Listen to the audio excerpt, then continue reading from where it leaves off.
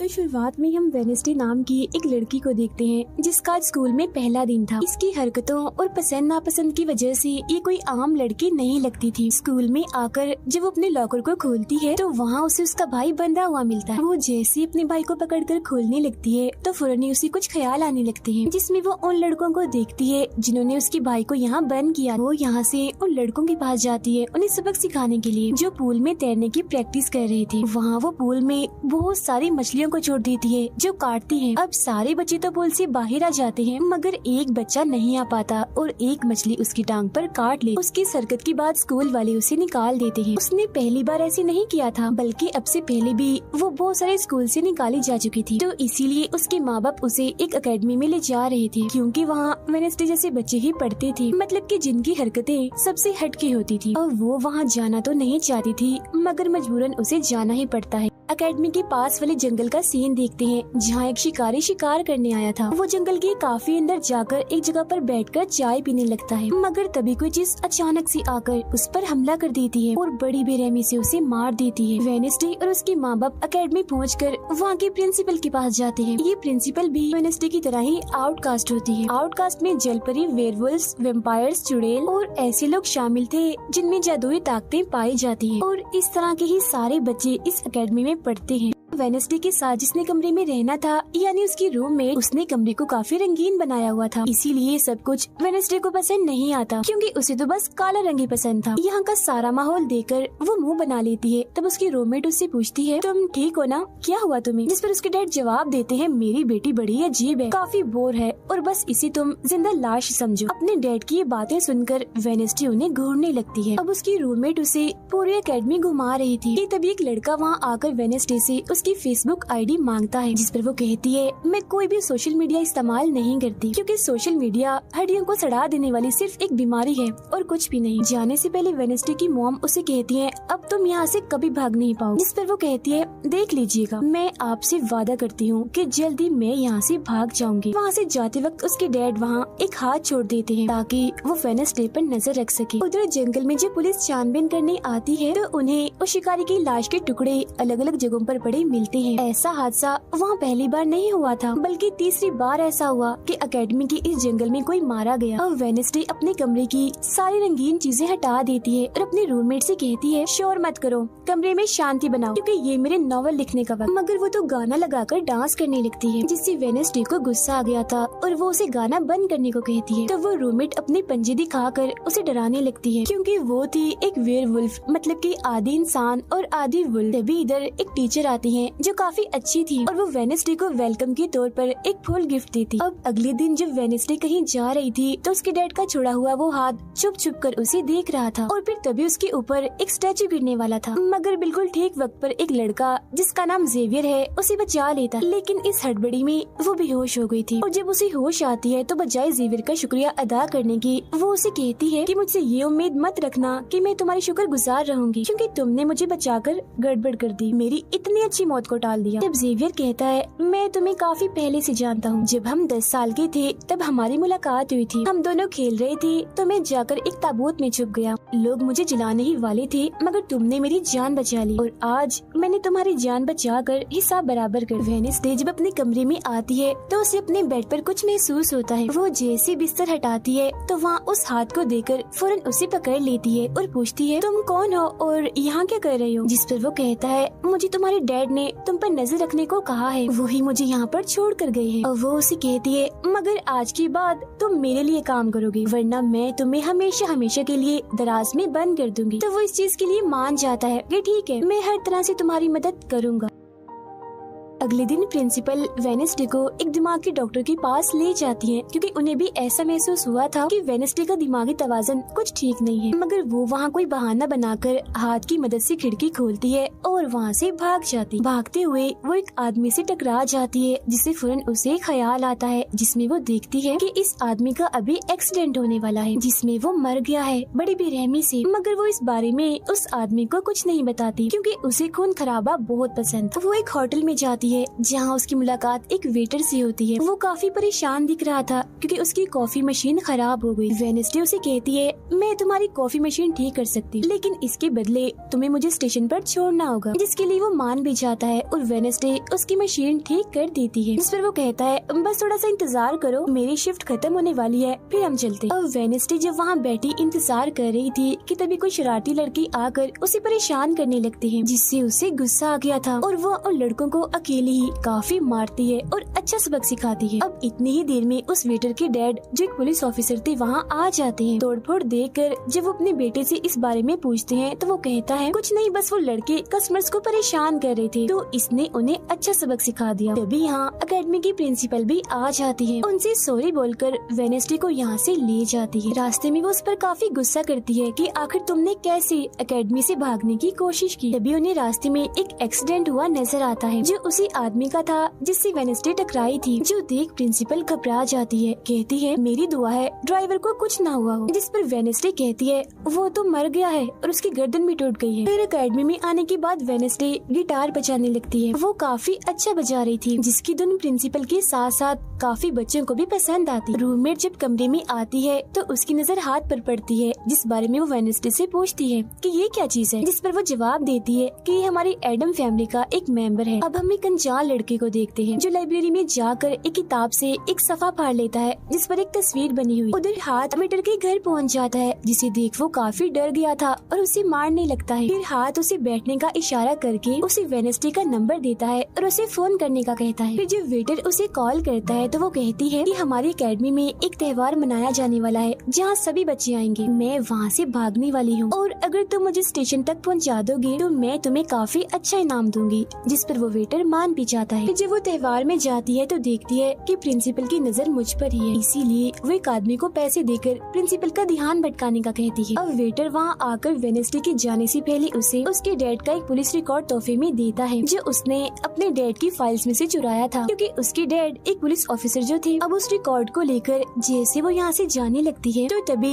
वो उस लड़के से टकरा जाती है जिसने बुक में से तस्वीर को फाड़ा था। टकराते ही वेडनेसडे को उस लड़के की मौत के ख्याल आने लगते हैं कि वो थोड़ी देर में मरने वाला है, जो बहुत ही भयानक थी। वो लड़का अब जंगल की तरफ जाने लगता है तो वेडनेसडे भी उसके पीछे जाती है और कहती है, रुक जाओ, जंगल में मत जाओ, तुम्हारी जान को खतरा है, तुम मर जाओगे। मगर तभी वो उसे अपने जादू से उड़ाकर पेड़ पर लगा देता है और कहता है, खतरा मुझे नहीं तुम्हें है, बल्कि तुम खुद ही खतरा हो और मैं सब लोगों को तुमसे बचा रहा हूँ। उस दिन स्टैचू को मैंने ही तुम्हारे ऊपर गिराया था। जिसके बाद वो उसे एक तस्वीर दिखाता है और कहता है, इस तस्वीर में तुम ही हो जिसे मेरी मॉम ने 25 साल पहले बनाया था और ये उस वक्त की बात है जब वो इस अकेडमी में पढ़ती थी। मरने से पहले उन्होंने कहा था कि इस लड़की यानी तुम्हें मुझे रोकना होगा, नहीं तो तुम इस अकेडमी के साथ साथ पूरी दुनिया को ही तबाह कर दोगी। वो बस वेडनेसडे को मारने ही वाला था कि तभी एक बड़ा सा मॉन्स्टर आकर उस पर हमला कर देता है और बड़ी ही बेरहमी से उसे मार देता है। इसके बाद हम वेडनेसडे को उसके कमरे में देखते हैं, क्योंकि उसने यहाँ से भागने के इरादे को खत्म कर दिया था, क्योंकि अब उसके दिमाग में बहुत सारे सवाल थे, जैसे कि मैं इस दुनिया के लिए खतरा कैसे हूँ, एक मॉन्स्टर ने आखिर मेरी जान क्यों बचाई, और साथ ही उसके डैड के खिलाफ पुलिस रिपोर्ट जिसमें उसके डैड के ऊपर एक कत्ल का इल्जाम था।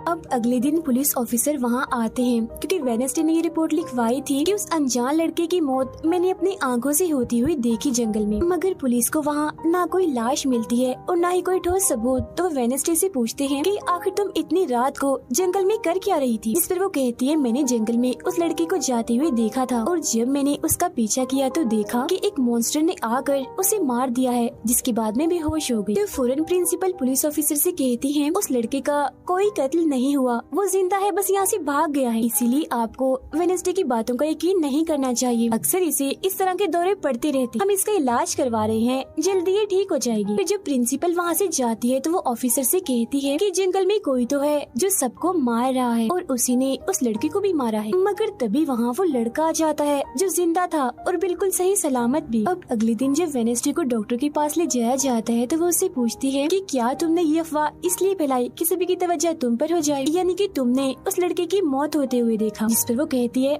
मैं जानती हूँ मैंने क्या देखा है, ओके, मुझे तुम्हें बताने की कोई जरूरत नहीं। अगले दिन उसे पता चलता है कि उसी लड़के को बगैर किसी वजह से एकेडमी से निकाला जा रहा है, इसीलिए वो अपने साथी उस हाथ को उस लड़के के पीछे लगा देती है। अब प्रिंसिपल के कहने पर वेडनेसडे एक एक्टिविटी में हिस्सा लेती है, जिस मकसद के लिए वो क्लब ज्वाइन करती है, जहाँ उसके साथ सिर्फ एक ही लड़का था जिसके साथ उसकी दोस्ती हो जाती है। फिर जब हाथ उस लड़के के पीछे जाता है तो देखता है कि वो अपना रूप बदल रहा है, जहाँ पहले वो एक बुरा इंसान और फिर एकेडमी के प्रिंसिपल का रूप ले लेता है। जिसके बाद हाथ आकर ये सारी बात वेडनेसडे को बता देता है। अब जब क्लास शुरू होने वाली थी तो जेवियर उससे कहता है कि मेरी साथ वाली सीट खाली है तो तुम यहाँ बैठ जाओ, तो वो उसके साथ आकर बैठ जाती है। जेवियर यहाँ मकड़ी की तस्वीर बना रहा था और फिर अपने जादू से वो उसे जिंदा भी कर देता है, मगर एक ही झटके में वेडनेसडे उसे मार देती है और उसकी राख उड़ा देती है। अब एक लड़की जो काफी बदतमीज थी और विलन में थी, उसकी और वेडनेसडे के बीच काफी बहस हो जाती है, क्योंकि दोनों ही एक दूसरे से काफी चिढ़ती थी, एक दूसरे को जरा भी पसंद नहीं करती थी। फिर इसके बाद वेडनेसडे अपनी जगह अपनी रूममेट को उस क्लब में भेज देती है, जहाँ वो एक्टिविटी की प्रैक्टिस कर रही थी, और खुद वो अकेली ही चली जाती है एकेडमी की उस जंगल में मॉन्स्टर को ढूंढने के लिए। वेडनेसडे को वहाँ उस अनजान लड़की का टूटा हुआ चश्मा भी मिलता है, वही अनजान लड़का जिसे मॉन्स्टर को मारता हुआ इसने देखा था। और अब जैसे ही वो इस चश्मे को छूती है तो लाइब्रेरी में उसे वहाँ एक किताब भी दिखती है, तो वो उस किताब को खोजने लाइब्रेरी में चली जाती है, मगर उसे वहाँ उस तरह की कोई भी किताब नहीं मिलती। जिसके बाद वो चुपके से जेवियर के कमरे में चली जाती है, क्योंकि वो लड़का और जेवियर एक ही कमरे में रहती थी। वेडनेसडे और हाथ यहाँ पर उस किताब को ढूंढ रहे थे, मगर तभी यहाँ जेवियर आ जाता है, जिस वजह से वो बेड के नीचे छुप जाते हैं। तभी जेवियर के पास वो विलन लड़की भी आती है और उसे कहती है, तुम मुझसे क्यों नाराज हो, अच्छा गुस्सा छोड़ो, सुलह कर लो। जिस पर वो मना कर देता है। अब उसके इनकार पर विलन लड़की को लगने लगता है कि ये सब वो वेडनेसडे की वजह से कर रहा है, इसीलिए वो कहती है कि कल मैं वेडनेसडे समेत तुम्हारे सभी साथियों की कश्तियों की धज्जियां उड़ाने वाली हूँ। बेड के नीचे छुपे वेडनेसडे और हाथ भी उसकी ये बात सुन लेते। कमरे में वापस आने के बाद वेडनेसडे अपने रूममेट से कहती है कि कल जो कश्तियों की रेस होने वाली है मैं भी उसमें हिस्सा लूँ, और कुछ भी हो जाए उस घमंडी लड़की यानी विलन को मैं हरा कर ही रहूंगी। अब अगले दिन जब रेस शुरू होती है तो बताया जाता है कि इस मुकाबले का कोई भी असूल कानून नहीं है, जो भी टीम सबसे पहले गुफा में जाकर झंडे को लाएगी वही टीम जीत जाएगी। जिसके फौरन बाद गेम शुरू हो जाती है और विलन भी अपनी चालें चलना शुरू कर देती। वो अपने एक जलपरी साथी की मदद से एक टीम की कश्ती को तुड़वा देती है, जिससे वो पूरी टीम पानी में गिर जाती है। मगर फिर जब वो जलपरी वेडनेसडे की कश्ती की तरफ आ रही थी तो हाथ उससे पहले ही जाल फेंककर उसे जाल में फंसा लेता है। अब किनारे तक सिर्फ 3 ही टीम्स पहुँच पाती है, और जब सारे लोग झंडा लेने अंदर जाते हैं तो रूममेट अपने पंजों से जोकर टीम की कश्ती में छेद कर देती है। फिर सभी के साथ वेडनेसडे जब झंडा लेकर आ रही थी तो उसे ख्याल आता, जिसमें वो अपने ही जैसी एक लड़की को देखती है जिसके हाथ में किताब थी। होश में आने पर झंडा लेकर वो वापिस से कश्ती में चली जाती है। जोकर्स की कश्ती तो छेद होने की वजह से वहीं पर ही डूब जाती है, जबकि जलपरी दोबारा से वेडनेसडे की कश्ती पर हमला करने लगती है, मगर हाथ पानी में जाकर जलपरी को जोर से मुक्का मार। अब वेडनेसडे अपनी कश्ती से बहुत सारे तीर निकाल कर विलन की कश्ती में छेद कर देती है, जिससे उसकी कश्ती डूब जाती है और वेडनेसडे की टीम इस रेस को जीत जाती है। अब ये 4 साल में पहली बार हुआ था जब उस विलन को किसी ने हराया था, इसीलिए आज वो गुस्से में आग बगोला हुई। रात के वक्त वेडनेसडे एक स्टैचू के पास जाती है जिसके हाथ में किताब थी। किताब पर लिखी एक पहेली को जैसे ही वो सुलझाती है तो वहाँ एक रास्ता खुल जाता है। जैसे ही उसके अंदर जाती है तो देखती है कि यहाँ उसके मॉम डैड के अलावा और भी बहुत सारे लोगों की तस्वीरें लगी हुई हैं। उसे वहाँ वो किताब भी मिल जाती है जिसकी वो तलाश कर रही थी, मगर जैसे वो उस किताब को वहाँ से लेकर जा रही थी कि तभी अचानक से कोई आकर उस पर हमला कर देता है, जिससे वो बेहोश हो जाती है। अब उसे जैसे होश आती है तो देखती है कि उसे कुछ लोगों ने बंदी बनाया हुआ है, जिन्होंने मास्क भी लगाए हुए थे, मगर उनकी आवाज सुनते ही वेडनेसडे उन्हें पहचान लेती है और कहती है कि मैंने तुम्हें पहचान लिया है, तुम अपने अपने मास्क हटा सकते हो। असल में ये लोग और कोई नहीं बल्कि विलन और उसके साथी थे। इसी दौरान वो अपनी रस्सी भी खोल चुकी थी और वहाँ से जाने लगती है, मगर जाते जाते वो कहती है तुम सब छोटे बच्चे हो, अगवा करना भी तुम्हें ठीक से नहीं आता। वापस आने के बाद वो उस तस्वीर को किताब पर लगाकर मुकम्मल करती है, जिसे उस लड़के ने किताब से फाड़ लिया था और वो उसे पढ़ने लगती। अब अगले दिन प्रिंसिपल सभी बच्चों को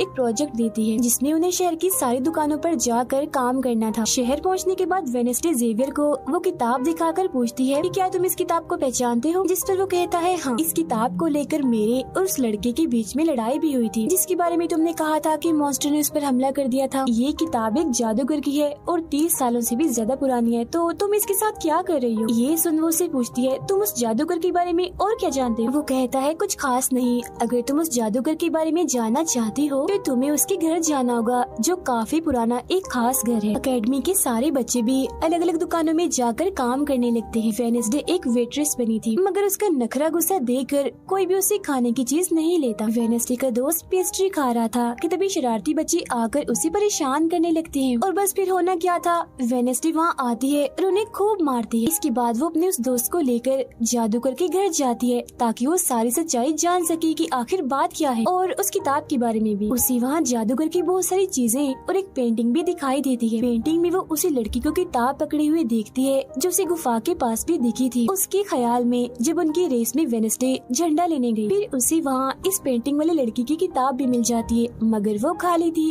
क्योंकि वो नकली थी। इतनी ही देर में वहाँ एक औरत आती है तो वेडनेसडे उसे असली किताब के बारे में पूछती है जिस पर वो कहती है कि वो किताब तो चोरी हो गई थी और इस वक्त तुम जहाँ खड़ी हो ये भी उस जादूगर का असली घर नहीं है। इसके बाद वेडनेसडे वेटर से मिलने उसकी होटल जाती है और उससे जादूगर के असली घर के बारे में पूछती है तो वो उसे असली घर के बारे में बता भी देता है, जहाँ से वेडनेसडे अकेले ही उस घर में चली जाती। वहाँ उसे एक बूढ़ा आदमी मिलता है जो उसे कहता है ये मेरी जगह है, मेरा घर है, निकलो यहाँ से। तब ये सुन वेडनेसडे का साथी वो हाथ उसके मुंह पर ही हमला कर देता है जिससे डरकर वो आदमी वहाँ से भाग जाता है और वेडनेसडे को यहाँ से कुछ नहीं मिलता, इसीलिए वो यहाँ से जाने लगती है। मगर जब वो दरवाजे से बाहर जाती है तो फौरन उसे ख्याल आता है जिसमें वो देखती है कि वो जादूगर एक लड़की को चुड़ैल साबित करके इस घर में बंद कर देता है जहाँ उससे पहले और भी बहुत सारे लोग बंधे हुए थे। ये सारे लोग आउटकास्ट के थे, यानी कोई वेम्पायर था, कोई जलपरी, कोई वेयरवुल्फ तो कोई चुड़ैल। इसीलिए जादूगर इन सबको शैतान समझता था। इस तरह के सभी लोगों को यहाँ कैद करने के बाद वो इस पूरे घर में आग लगा देता है। वो बच्ची जिसे जादूगर ने चुड़ैल साबित किया था वो अपनी मॉम को आजाद करने की कोशिश करती है मगर नहीं कर पाती क्योंकि सभी लोगों को जंजीर की मदद से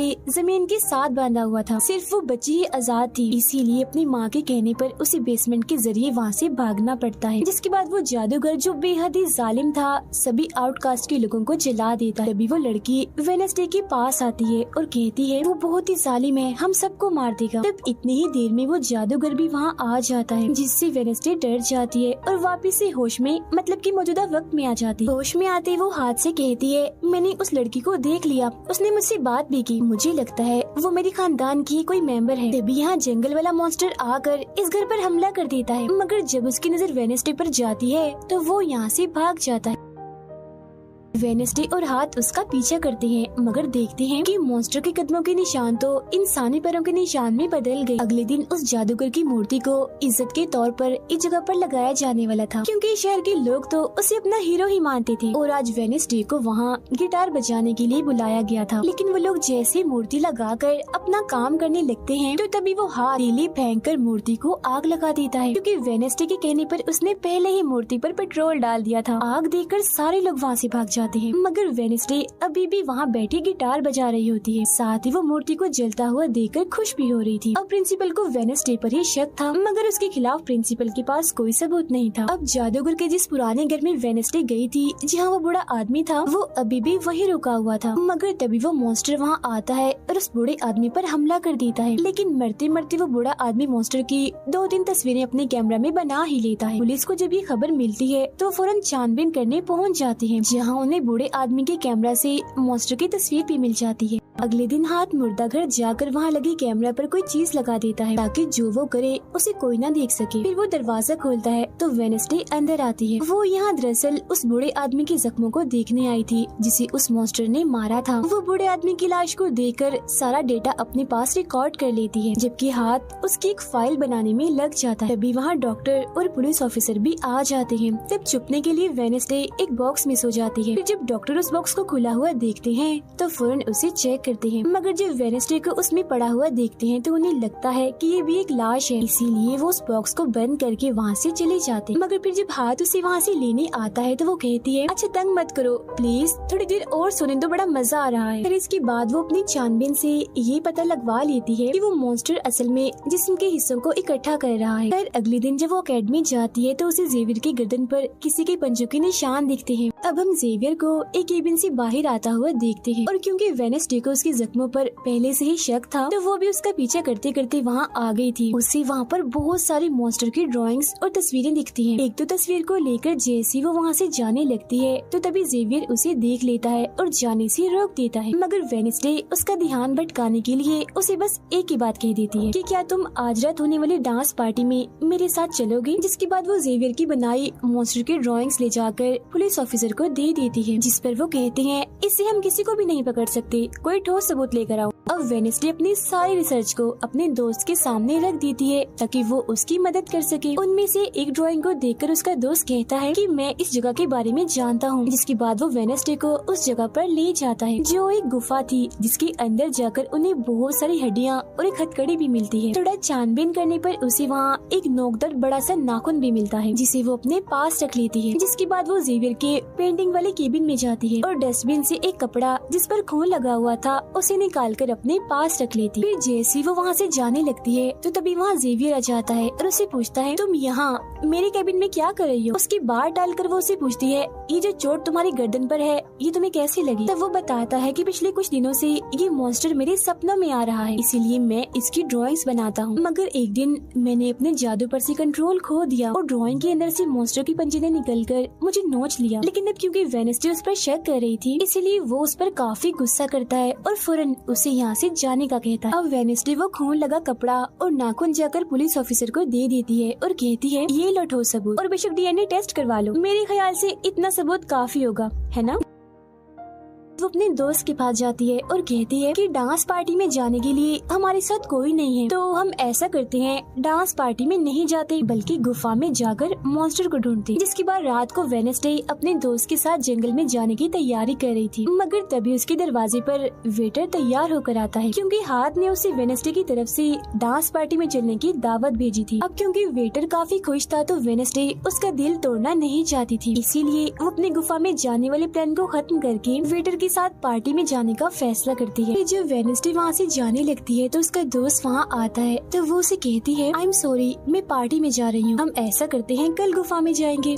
लेकिन उसका दोस्त बगैर बताए अकेला ही उस गुफा में चला जाता है। उधर पार्टी में सारे लोग आकर काफी एंजॉय कर रहे थे। सब लोग अपने अपने साथी को लेकर पार्टी में आए हुए थे, जहाँ जेवियर अपने साथ उस विलन लड़की को लाया था। लेकिन जब वेडनेसडे वेटर के साथ वहाँ आती है तो उन दोनों को साथ देखकर जेवियर जलने लगता है। जब सब लोग डांस कर रहे थे तो वेडनेसडे की डांस करने के स्टाइल से सारे लोग काफी हैरान रह जाते हैं क्योंकि वो काफी अजीब तरह से ही डांस कर रही थी। उधर जंगल में वेडनेसडे का दोस्त भी पहुँच गया था और छुपकर मॉन्स्टर की आने का इंतजार कर रहा था, मगर तभी वहाँ कोई आता है और उस गुफा में धमाका करके भाग जाता है। जेवियर लगातार उन दोनों को देखकर जल रहा था, इसीलिए वो विलन लड़की से कहता है कि तुम अपना लॉकेट उतारो और अपने जेल परी से मेरे लिए मदद मांगो ताकि मैं वेडनेसडे को भूल जाऊं। जो सुन विलन लड़की भड़क जाती है और उसे कहती है कि तुम तो पहले ये कहते फिर रहे थे कि मैंने अपने जेल परी से तुम्हें अपने काबू में किया है और अब तुम्हें किसी को बुलाने के लिए मेरी ही मदद चाहिए। तभी बाहर शरारती लड़कों का ग्रुप टैंकर लेकर आता है और डांसिंग क्लब के पंप में वो बड़ा सा पाइप लगा देते हैं और फिर तभी अचानक उस पार्टी में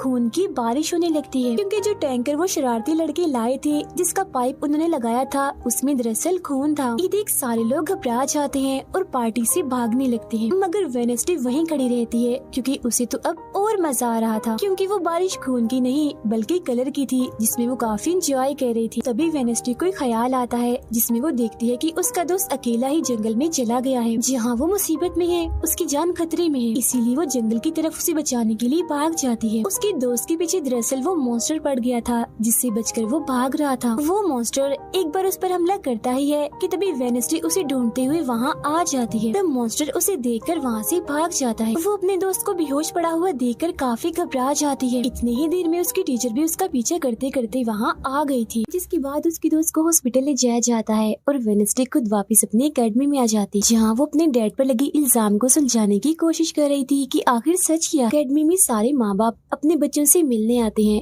क्योंकि आज मीटिंग थी। प्रिंसिपल सबको बताती है कि वेडनेसडे की दोस्त की हालत में सुधार हो रहा है, कुछ दिन के बाद ठीक होकर वो वापस आ जाएगा। मगर दूर खड़ी वेडनेसडे अपने रूममेट को बताती है कि ये झूठ है, वो तो कोमा में है बेचारा। तभी यहाँ दोनों के माँ बाप आ जाते हैं और ये उनसे मिलने चली जाती। वेडनेसडे अपने मॉम डैड को बताती है कि जब से आपने मुझे यहाँ छोड़ा है मेरे ऊपर बहुत सारे हमले हुए हैं। अब इन सभी को अपनी अपनी फैमिली से मिलता हुआ दूर खड़ी जेवियर और विलन लड़की देख रहे हैं क्योंकि उनकी मॉम डैड आज भी नहीं आए। अब विलन लड़की सुधर गई होती है, साथ ही उसकी जेवियर के साथ दोस्ती भी हो गई थी, तो अब से हम उसे जेवियर की दोस्त कहें। तब इतनी ही देर में उसकी मॉम भी इधर आ जाती है, जिसे देखकर वो काफी हैरान थी। वेडनेसडे के माँ बाप प्रिंसिपल से मिलते हैं तो वो कहती है कि वेडनेसडे काफी अजीब तरह से सबसे पेश आती है, इसे डॉक्टर के पास ले जाए इलाज करवाने के लिए। अब इससे पहले वहाँ उसके माँ बाप कुछ कहते फौरन वो बोल पड़ती है कि रुकिए जरा डैड, मैं आपसे कुछ पूछना चाहती हूँ। ये देखिए एक लड़का जिसका नाम गैरेट है, इसकी कत्ल का इल्जाम आपके सर पर क्यों है और ये कौन था? तो वेडनेसडे की मॉम उसे कुछ भी बताने से इनकार कर देती है, तो वो अपनी मॉम को ये कहकर यहाँ से चली जाती है कि मत बताइए, बाकी सबूत मैं खुद ढूंढ लूँ। वो सीधा जाती है हॉस्पिटल अपने दोस्त से मिलने, जहाँ उसका ख्याल वेडनेसडे का साथी हाथ रख रहा था। अब पता चलता है कि डॉक्टर ने अपनी जान ले ली है और ये डॉक्टर वही था जिसके मुर्दा खाने से वेडनेसडे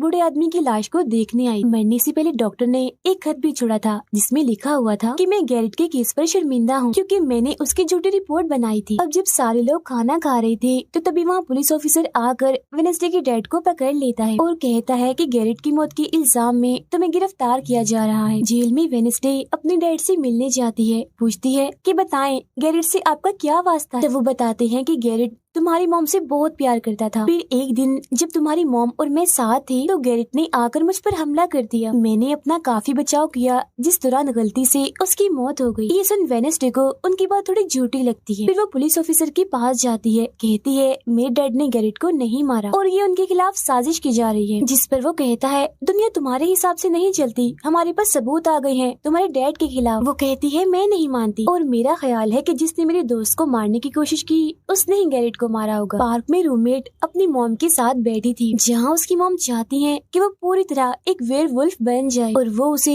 एक डॉक्टर के पास जाने का कहती है, मगर रूममेट ऐसा नहीं चाहती, इसलिए वो यहाँ से चली जाती है। अब वेडनेसडे अपनी मॉम के पास जाती है ताकि वो सारी सच्चाई जान सके। उसकी मॉम खुफिया लाइब्रेरी में थी। वो अपनी मॉम से कहती है कि आपने मुझे इस अकेडमी में इसलिए भेजा ना ताकि मैं हमेशा आपकी परछाई बन के रहूं। जिस पर उसकी मॉम कहती है कि ये सिर्फ अकेडमी ही नहीं बल्कि पहले यहाँ एक ग्रुप हुआ करता था जिसकी बुनियाद तुम्हारे डैड की फैमिली की एक औरत ने रखी थी जिसका नाम गुडी था। वो कहती है मैं ये जानना चाहती हूँ कि डैड ने तो गैरेट को नहीं मारा तो फिर किसने मारा है। तब उसकी मॉम सच्चाई बताती है कि जब मैं वहाँ गई तो मैंने देखा कि तुम्हारे डैड और गैरेट आपस में लड़ रहे थे। मैंने उन्हें रोकने की कोशिश की मगर गैरेट तुम्हारे डैड को काफी बुरी तरह से मार रहा था। मैंने फौरन तलवार उठा ली और फिर जैसे गैरेट मेरे पास आने लगा तो तलवार उसके आर पार हो गई और वो मारा गया। मगर तुम्हारे डैड ने मेरी जान बचाने के लिए तलवार मुझसे ले ली ताकि सारा इल्जाम उन पर आ जाए। वेडनेसडे कहती है मगर मुझे पता चला था कि जब गैरेट मरा तो उसके मुंह से झाग निकल रही थी। ऐसा तो सिर्फ तब होता है जब किसी ने जहर लिया हो। अब सच पता करने का सिर्फ एक ही रास्ता है, गैरेट की कब्र को खोदना। जिसके बाद वो अपनी मॉम के साथ मिलकर गैरेट की कब्र को खोद देती है और वहाँ से उसकी एक उंगली ले लेती है। मगर तभी इधर पुलिस आकर उन दोनों माँ बेटी को गिरफ्तार कर लेती है। जेल में वेडनेसडे गैरेट की उंगली अपने मॉम डैड को दिखाती है, कहती है कि उसकी मौत जहर से हुई थी। मगर जैसे उसके हाथ इस उंगली पर लगते हैं उसे फौरन एक ख्याल आता है जिसमें वो देखती है कि गैरेट के डैड ने उसे जहर दिया था ताकि वो इस पूरे अकेडमी के लोगों को मार डाले। मगर जब उसकी लड़ाई वेडनेसडे के डैड से हुई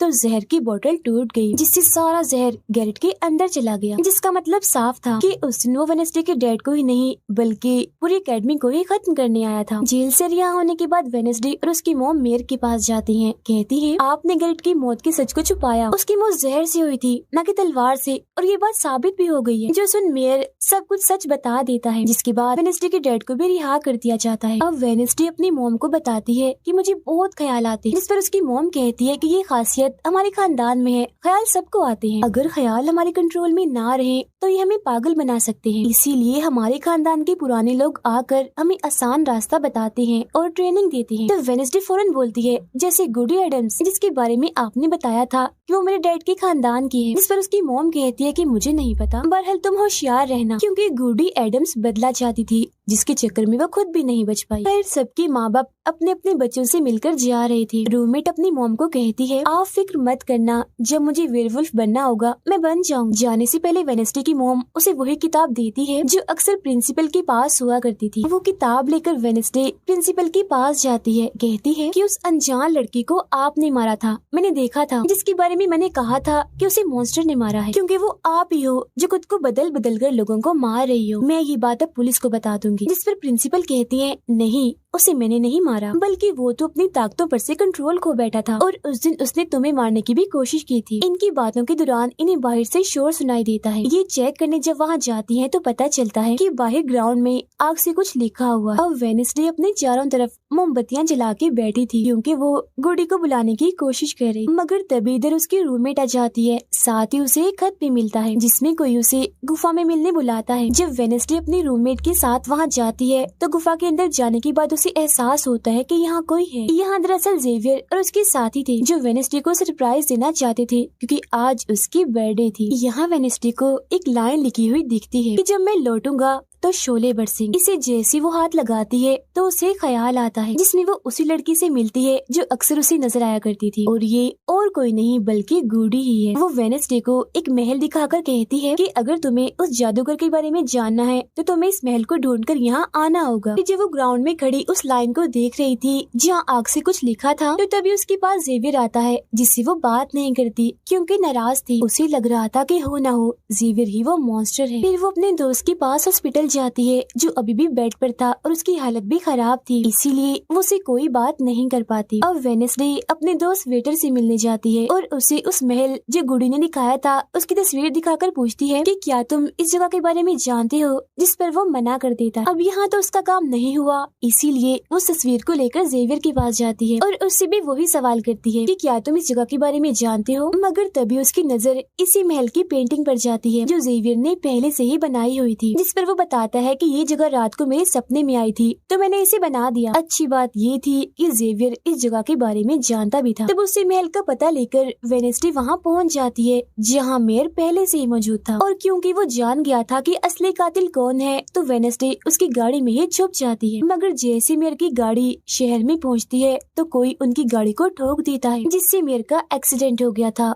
वो काफी जख्मी हो जाते हैं, उनकी हालत मरने वाली हो गई। फिर अब रात के वक्त वेडनेसडे वेटर और अपने रूममेट के साथ उसी महल में आती है। यहाँ उसे ऐसा महसूस होता है जैसे कोई इधर रह रहा है क्योंकि मोमबत्तियां गर्म थी और ये कमरा बिल्कुल साफ था। इतनी ही देर में वो मॉन्स्टर भी यहाँ आ जाता है जिससे बचने के लिए ये लोग छुप जाते हैं। ये लोग देखते हैं कि जिन जिन लोगों पर मॉन्स्टर ने हमला किया था उनके जिस्म के कटे हुए हिस्से यहाँ पर पड़े हुए हैं। अब वेडनेसडे अपने दोस्तों को मॉन्स्टर से बचाना चाहती थी, इसीलिए वो उन्हें यहाँ से ले जाती है। ये वेटर के घर जाते हैं जहाँ जैसे उसकी डैड आते हैं तो वेडनेसडे उन्हें कहती है कि मैं आपको कुछ दिखाना चाहती हूँ, क्योंकि वो पुलिस ऑफिसर जो थे वो जब उन्हें महल में ले जाती है तो वहाँ पर कुछ भी नहीं था। मतलब जिस्म के कटे हुए हिस्से जो पहले यहाँ पर रखे हुए थे अब वो वहाँ पर नहीं पड़े थे, जिससे पुलिस ऑफिसर को गुस्सा आ जाता है और वो कहते हैं कि आज के बाद तुम मेरे बेटे से नहीं मिलोगी। अब जब वेडनेसडे एकेडमी आती है तो वहाँ उसे प्रिंसिपल मिलती है जो कहती है कि तुम्हें मैंने कहीं भी जाने से मना किया था मगर तुमने मेरी बात ना मानकर अच्छा नहीं किया। जिस पर वो जवाब देती है, मैं सच का पता लगवाने गई थी इसीलिए मैं माफी नहीं मांगूंगी, मैंने कुछ गलत नहीं किया है। जिसके बाद वो प्रिंसिपल को एक पेंटिंग भी दिखाती है जिसमें वो जादूगर था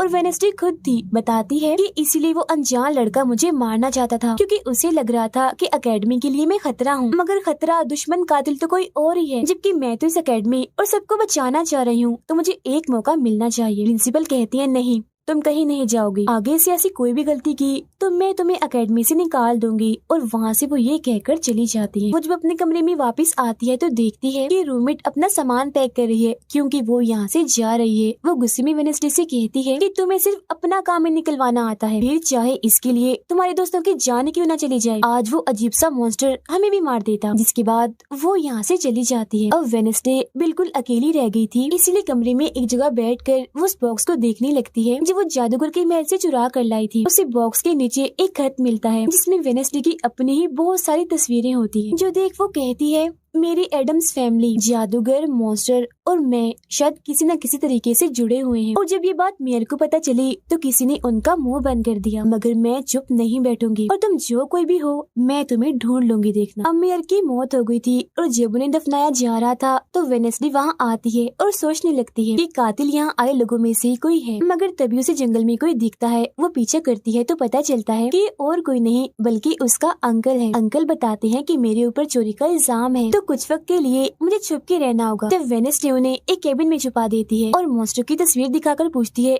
कि आप इसके बारे में कुछ जानते हैं, जिस पर वो कहते हैं मैं ज्यादा कुछ तो नहीं जानता, अगर तुम्हें इसके बारे में जानना है तो तुम्हें खुफिया लाइब्रेरी में जाना होगा। वहाँ एक तिजोरी में डायरी है जिसमें इस मॉन्स्टर के बारे में सब लिखा है। आधी रात को वेनेसडे उस लाइब्रेरी में जाती है जहाँ जेवियर पहले से ही मौजूद था। तब ये उसे कहती है जहाँ जहाँ मॉन्स्टर से हमला हुआ है वहाँ तुम पाए गए हो तो हो ना हो मॉन्स्टर तुम ही हो, मगर वो उसकी बात को अनसुनी करके यहाँ से चला जाता है। तभी इधर उसके अंकल आते हैं। ये मिलकर डायरी को ढूंढ लेते हैं जिसमें इस मॉन्स्टर के बारे में सब कुछ लिखा था कि ये मॉन्स्टर किसी के कंट्रोल में भी आ सकता है और फिर बस ये अपने मालिक के कहने पर ही काम करता है। रात के वक्त वो अपने साथी हाथ को कहती है कि मैं वेटर से मिलने जा रही हूँ, तब तक तू मेरी डायरी का ख्याल रखना। कि जब वेटर के साथ गुफा के अंदर जाती है तो देखती है कि यहाँ उसने गुफा को सजाया हुआ है क्योंकि वो उसे शादी के लिए पूछने वाला था। वापिस आकर वेनेसडे देखती है कि उसके कमरे का सारा सामान इधर उधर बिखरा पड़ा है और उसकी डायरी कोई चुरा कर यहाँ से ले गया है। फिर जैसे वो अपने साथी हाथ को देखती है तो घबरा जाती है क्योंकि उसकी हथेली में किसी ने चाकू आर पार कर दिया था और अब उसमें जान नहीं थी, वो मर गया था। फिर वो हाथ को लेकर जल्दी से अपने अंकल के पास आती है और दुखी होती हुई कहती है प्लीज अंकल कैसे भी करके हाथ को जिंदा कर दीजिए। तब अंकल बार बार बिजली के झटके उसे देते हैं जिससे वो जिंदा हो जाता है। वो उसे पूछती है अच्छा तुम पर हमला किसने किया था, जिस पर इशारों से वो बताता है कि मैंने नहीं देखा क्योंकि हमला पीछे से हुआ था। जिस पर वेनेसडे गुस्से से भर जाती है, कहती है चाहे कुछ भी हो जाए मैं उसे नहीं छोड़ूंगी, वो जो भी है। और वो प्रिंसिपल को आकर कहती है किसी ने मेरे कमरे में तोड़फोड़ कर दी है, साथ ही कोई उस डायरी को भी चुरा कर ले गया है। वो कहती है वो डायरी तो खुफिया लाइब्रेरी में थी तो तुम्हारे पास कैसी आई, तुम ऐसी हरकतें मत करो कि एकेडमी को बंद करना पड़े, ऐसा मैं होने नहीं दूंगी। फिर जब वेनेसडे वहाँ से जा रही थी तो तभी उसके पास उसके साथी आते हैं और उसे जानकारी देते हैं कि गैरेट जिसकी मौत का इल्जाम तुम्हारे डैड पर था उसकी मॉम को किसी ने डबोकर मारा था और मरने से पहले उनकी सारी प्रॉपर्टी एक डॉक्टर ने हथिया ली थी। डॉक्टर नाम सुनकर वेनेसडे को दिमागी डॉक्टर पर शक होता है, इसीलिए वो सीधा उनके पास जाती है। कहती है कि मैं जानती हूँ आपके अंदर गैरेट की मॉम की आत्मा है जो सबसे अपनी मौत का बदला लेना चाहती है, अब बस कर दो तुम्हारा खेल खत्म हुआ। जिसके बाद वो यहाँ से चली जाती है। ये सारी बातें सुन डॉक्टर को जरा भी समझ नहीं आती कि क्या बोल रही थी, इसीलिए वो फौरन प्रिंसिपल को कॉल करती है। कहती है वेनेसडे आई थी, उसका बर्ताव काफी अजीब था, उल्टी उल्टी बातें कर रही थी वो। अब तभी यहाँ मॉन्स्टर आ जाता है जो डॉक्टर पर हमला करके उन्हें मार देता है। अब डॉक्टर तो मर गई थी, इसीलिए वेनेसडे की शक की सुई अब जेवियर पर आ जाती है, इसीलिए वो उससे मिलने उसके कैबिन में जाती है। यहाँ उसे मरे हुए लोगों का सामान भी मिलता है जिससे उसका शक और पक्का हो जाता है। अब तभी इधर पुलिस भी आकर जेवियर को पकड़ लेती है क्योंकि पुलिस को यहाँ पर वेनेसडे ने ही बुलाया था। अब जब वेनेसडे कमरे में आती है तो उसकी रूममेट वापस आ गई थी। कहती है तुम्हारा और मेरा कोई ताल्लुक है, मैं तुम्हारे साथ रहना चाहती हूँ, मैंने तुम्हें और हाथ को बहुत याद किया। फिर इसके बाद वेनेसडे वेटर के पास जाती है जहाँ उसे फिर से कुछ ख्याल आने लगते हैं जिनमें वो देखती है कि मॉन्स्टर और कोई नहीं बल्कि वेटर ही है जिसे वो पसंद करती है। मगर फिलहाल वो उसे कुछ नहीं कहती, उसे एक जगह पर लाती है और फिर कहती है कि जेवियर को तो फंसाया जा रहा है जबकि असली मॉन्स्टर तो तुम ही हो, मगर वो इसके लिए बार बार मना करता है। तभी यहाँ वेनेसडे के सारे दोस्त भी आ जाते हैं और वेटर को पकड़कर कुर्सी से बांध देते हैं। अब वेनेसडे उस पर जुल्म करना चाहती है मगर उसके दोस्त ऐसा करना नहीं चाहते, इसीलिए वो यहाँ से चले जाते हैं। फिर जैसे ही वो वेटर को मारने के लिए आगे बढ़ती है कि तभी वेटर के डैड पुलिस ऑफिसर यहाँ आ जाते हैं और वेनेसडे को गिरफ्तार कर लेते हैं। हालांकि वो उन्हें कहती भी है कि असली कातिल आपका बेटा है, वही मॉन्स्टर है ये, मगर वो उसकी एक नहीं सुनते। फिर जब वो यहाँ से जा रही थी तो वेटर उसके पास आता है, कहता है कैसा लगा हारना, अभी तो और भी बहुत कुछ होना बाकी है बच्चों। जिसके बाद प्रिंसिपल भी वेनेसडे को कह देती है कि तुमने सारी हदें पार कर दी, इसीलिए तुम्हें एकेडमी से निकाला जा रहा है। लेकिन अभी भी वो बार बार एक ही बात कह रही थी कि वेटर ही असली मॉन्स्टर है, मगर फिर भी वो उसकी एक नहीं सुनती और जाने का कहती है। तब आखिरी बार वेडनेसडे जेवियर से मिलने जाती है जो जेल में बंद था और उससे नाराज भी था क्योंकि वेडनेसडे ने ही उसे पुलिस के हवाले किया था। हालांकि वो उसे बताती भी है कि मॉन्स्टर वेटर है और उसने मेरे जरिए तुम्हें फंसाया है। वो उसकी एक नहीं सुनता, कह देता है कि सारी मुसीबत की जड़ तुम हो, अगर तुम ये एकेडमी छोड़ के चली जाओगी तो कुछ भी गलत नहीं होगा। ये बात सुनने के बाद वो एक सेकंड भी नहीं रुकती और यहाँ से चली जाती है। वो अपने कमरे में आकर अपना सारा सामान पैक करती है, जिसके बाद वो सभी से आखिरी मुलाकात करती है। सबसे आखिर में वो अपने दोस्त से मिलने हॉस्पिटल में जाती है, कहती है मैं तो जा रही हूँ, तुम अपना ख्याल रखना और हाँ बाहर मत निकलना, बाहर मॉन्स्टर हो सकता है। और उस दिन गुफा में धमाका करने वाला और कोई नहीं बल्कि प्रिंसिपल ही थी, जिस पर वो कहता है नहीं, धमाका करने वाले के जूते लाल थे, जबकि प्रिंसिपल कभी भी लाल जूते नहीं पहनती। ये बात सुनकर वेडनेसडे को पता चल जाता है कि असली कातिल कौन है। वो अपनी उसी टीचर के पास जाती है जिसे सब पसंद करते थे और कहती है बाकी लोग तो बिला वजह मारे गए हैं, जबकि असली कातिल तो तुम ही हो। तुमने ही वेटर को अपने कंट्रोल में करके उसे मॉन्स्टर बनाया और धीरे धीरे उसे अपना गुलाम बना लिया, अपने इशारों पर नचाकर लोगों को उसके जरिए मरवाया। तभी यहाँ वेटर भी आ जाता है, जिसे वो टीचर कहती है जल्दी करो, वेडनेसडे को मार दो। लेकिन दरअसल की वेटर नहीं थी बल्कि प्रिंसिपल थी जो रूप बदल कर यहाँ पर आई थी। और अब टीचर प्रिंसिपल के गले में जहर का इंजेक्शन घुसा देती है, जिससे प्रिंसिपल बेचारी मारी जाती है। फिर वो वेडनेसडे को भी बांध कर जादूगर की गुफा में ले आती है। गुफा में आकर वेडनेसडे को पता चल जाता है कि जिन मरे हुए लोगों के जिस्म के हिस्सों को इकट्ठा किया गया था वो दरअसल जादूगर को दोबारा से जिंदा करने के लिए किए गए थे। तभी यहाँ टीचर जो असली विलन थी वेडनेसडे को बताती है कि जब गुडी ने जादूगर को मारा था तो गुडी ने अपने खून से जादूगर की कब्र पर एक ताला लगा दिया था और अब जादूगर को जिंदा करने के लिए हमें गुडी की फैमिली मतलब एडम्स फैमिली के ही किसी इंसान का खून चाहिए, साथ ही पूरे चांद की रात भी हो। और अब हमें ये सुनहरी मौका मिल गया है जादूगर को जिंदा करने का, क्योंकि एडम्स फैमिली से तुम हो और आज पूरे चांद की रात भी है, हम तुम्हारा खून लेंगे। जिसके बाद टीचर वेडनेसडे के हाथ पर कट लगा देती है, जिससे उसका खून निकलने लगता है। फिर वो उसके खून से जादूगर की कब्र का ताला खोल देती है और फिर अगले ही पल जादूगर भी जिंदा होकर अपनी कब्र से बाहर आ जाता है। बाहर आते ही वो वेडनेसडे को चाकू मार देता है, जिससे वो जख्मी हो जाती है। इसके बाद वो एकेडमी को खत्म करने के लिए चला जाता है। अब तभी यहाँ गुडी एडम्स आती है और वेडनेसडे को बिल्कुल ठीक कर देती है, मतलब कि उसके जख्म, और कहती है मैंने तुम्हें ठीक तो कर दिया है मगर अब की बाद मैं तुम्हें नजर नहीं आऊंगी। जंगल की रास्ते से जब वेडनेसडे जा रही थी तो तभी उसके सामने वेटर आ जाता है। उसे टीचर कंट्रोल कर रही थी, इसीलिए वो मॉन्स्टर बनकर उस पर हमला कर देता है। वो बस उसे मारने ही वाला था कि तभी यहाँ एक वेयरवुल्फ आ जाती है, जो और कोई नहीं बल्कि रूममेट थी, जो आज पहली बार वेयरवुल्फ बनी थी, वो भी सिर्फ वेडनेसडे को बचाने के लिए। यहाँ वेयरवुल्फ और मॉन्स्टर के बीच काफी खतरनाक लड़ाई होती है, जिसमें वेयरवुल्फ मॉन्स्टर पर भारी पड़ रही थी और उसे काफी मारती है, अच्छा मजा चखाती है। इसके बाद वेडनेसडे जादूगर से लड़ने उसे रोकने के लिए एकेडमी में आ जाती है, जहाँ वेडनेसडे को बचाने के लिए जेवियर पहुँच जाता है। अब जैसे जादूगर जेवियर को मारने वाला था तो तभी सामने वेडनेसडे आ गई थी और वो बेचारी खुद जख्मी हो जाती है, मगर फिर भी वो जेवियर को कहती है कि तुम यहाँ से जाओ और बाकी एकेडमी वालों को बाहर निकालो, क्योंकि ये हम जैसे आउटकास्ट के लोगों को नहीं छोड़ेगा। जिसके बाद वो फिर से खड़ी हो जाती है, उसकी हाथ में तलवार भी थी, जिसकी मदद से वो जादूगर से लड़ती है, मगर जादूगर काफी ताकतवर था, इसीलिए वो उसके सामने नहीं टिक पाती। वो बस उसे मारने ही वाला था कि तभी इधर जेवियर की दोस्त आकर जादूगर का ध्यान भटका देती है, जिस दौरान मौका देकर वेडनेसडे उठती है और तलवार के एक टुकड़े को जादूगर के दिल के आर पार कर देती है, क्योंकि ऐसा उसे गुडी एडम्स ने करने को कहा था। जहाँ जादूगर एक बार फिर से मर जाता है और उन्हें उसका जिस्म जलने लगता है और राख बनकर उड़ जाता है। जादूगर के मरते ही यहाँ वो टीचर आ जाती है, जिसके हाथ में गन थी, जिसे वो वेडनेसडे पर तान देती है क्योंकि वो उसे मारना चाहती है। मगर तभी यहाँ वेडनेसडे का दोस्त भी आ गया था, जिसके पास बहुत सारी मधुमक्खियाँ थी। वो उन सभी मधुमक्खियों को टीचर पर छोड़ देता है, जिससे उसका भी काम तमाम हो जाता है। जब वेडनेसडे अपने मिशन में कामयाब होकर बाहर आती है जहाँ सारे लोग खड़े थे, तो वो वहाँ अपने रूममेट को भी देखती है, जो अब वेयरवुल्फ से अपने असली रूप में आ गई थी। यहाँ वो दोनों पहली बार गले मिलती हैं, मगर हैरत अब वेडनेसडे को कोई भी ख्याल नहीं आ रहा था। कुछ वक्त के बाद वेडनेसडे अपना नॉवल भी पूरा कर लेती है, मगर वो इसका एंड नहीं करती, इन्हीं की उसे खत्म नहीं करती और आगे बस एक सवालिया निशानी छोड़ देती है। वो जेवियर से मिलने जाती है, जहाँ वो उसे गिफ्ट देता है जिसमें मोबाइल था। वो इस गिफ्ट को ले तो लेती है मगर कुछ नहीं कहती और वहाँ से चली जाती है। फिर जब वो अपनी गाड़ी में थी तो उसके पास मैसेज आता है, जिसमें उसकी कुछ तस्वीरें थी और साथ ही ये मैसेज भी था कि मैंने तुम पर नजर रखी हुई है, जिससे वो सोच में पड़ जाती है कि टीचर तो मर गई है, मगर अब उसके बाद ये कौन है जो सब कर रहा है। इसी सोच में वो अपने घर के लिए निकल जाती है, जिसके बाद हम पुलिस की गाड़ी को देखते हैं, जिसमें वो वेटर को बांधकर कहीं ले जा रहे थे, क्योंकि उन्हें भी पता चल गया था कि यही असली मॉन्स्टर है, इसे बस कोई कंट्रोल करता है। मगर तभी अचानक से वेटर दोबारा मॉन्स्टर बन जाता है और सभी पुलिस वालों को मार देता है, जिसका मतलब ये था कि टीचर की तरह अभी भी कोई है जो इसे कंट्रोल कर रहा है और वो लोगों को मरवाता रहेगा इसके जरिए। और ये अनजान इंसान वही हो सकता है जिसने वेडनेसडे को मैसेज किया, यानी कि अभी भी कोई है जो एकेडमी को बंद करवाने में लगा है और मॉन्स्टर के जरिए खून खराबा कत्ल होना आम ही रहेगा। और इसी के साथ ही ये सीजन इधर ही खत्म हो जाता है।